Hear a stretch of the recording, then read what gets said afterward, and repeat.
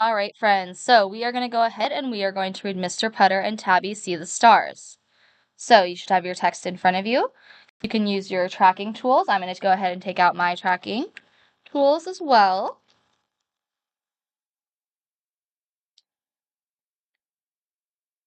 All right, ready?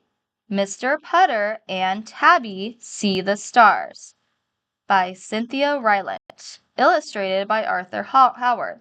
Chapter 1, Logs. Chapter 2, Grumble. Chapter 3, Stars.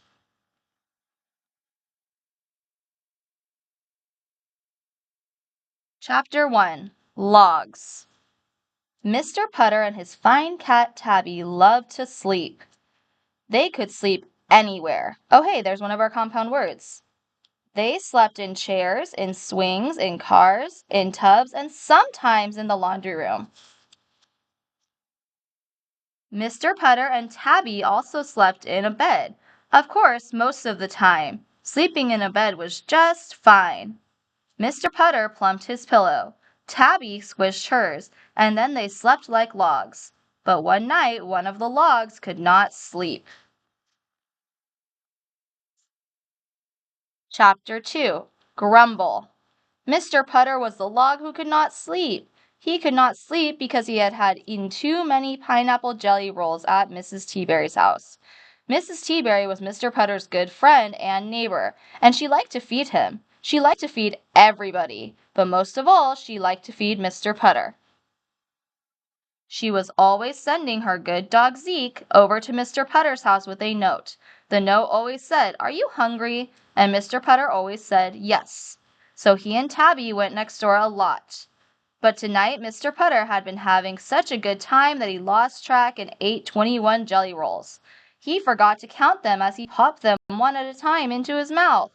Before he knew it, 21 jelly rolls were gone and it was time to go home.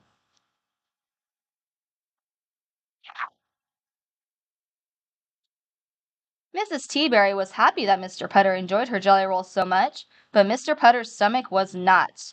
It grumbled and grumbled and grumbled. Mr. Putter looked at his nice soft bed when he got home. Grumble, grumbled his stomach. Mr. Putter knew he would not be able to sleep with all that grumbling. What to do? Mr. Putter looked at Tabby. Then he got an idea. Chapter 3, Stars. "Let's go for a walk," Mr. Putter said. He put his coat back on. He put his hat back on. He picked up Tabby, and out the door they went. It was a beautiful night. The moon was full, and moonlight was everywhere. Tabby looked. She listened. She twitched her ears. She twitched her tail. She loved the night. Mr. Putter loved it too, even with a grumbling stomach.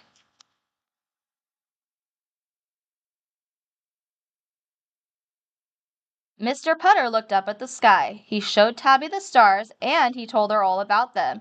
He told her that the Big Dipper was full of milk from the Milky Way. Tabby purred. She loved milk.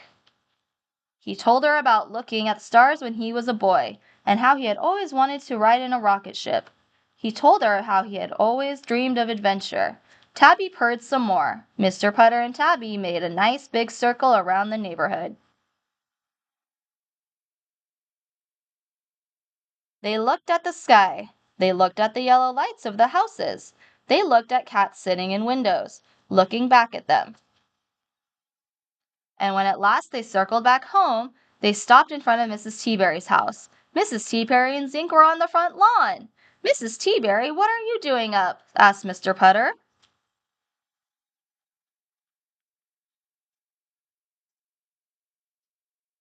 "Zeke has a grumbling stomach," said Mrs. Teaberry. "He ate too many jelly rolls and we can't sleep." Mr. Putter and Tabby were delighted. They sat on the lawn with Mrs. Teaberry and Zeke. Mr. Putter's stomach and Zeke's stomach talked to each other, while Mr. Putter and Mrs. Teaberry talked to each other. They told stories in the moonlight. They told secrets. They made each other laugh. Then, when the stomachs on the front lawn stopped grumbling, everyone said good night, went to bed, and slept like logs. In the morning, Mr. Putter heard a scratching at his door. He opened it. It was Zeke with a note. The note said, "Are you hungry?" Mr. Putter smiled. He picked up Tabby and together they walked next door.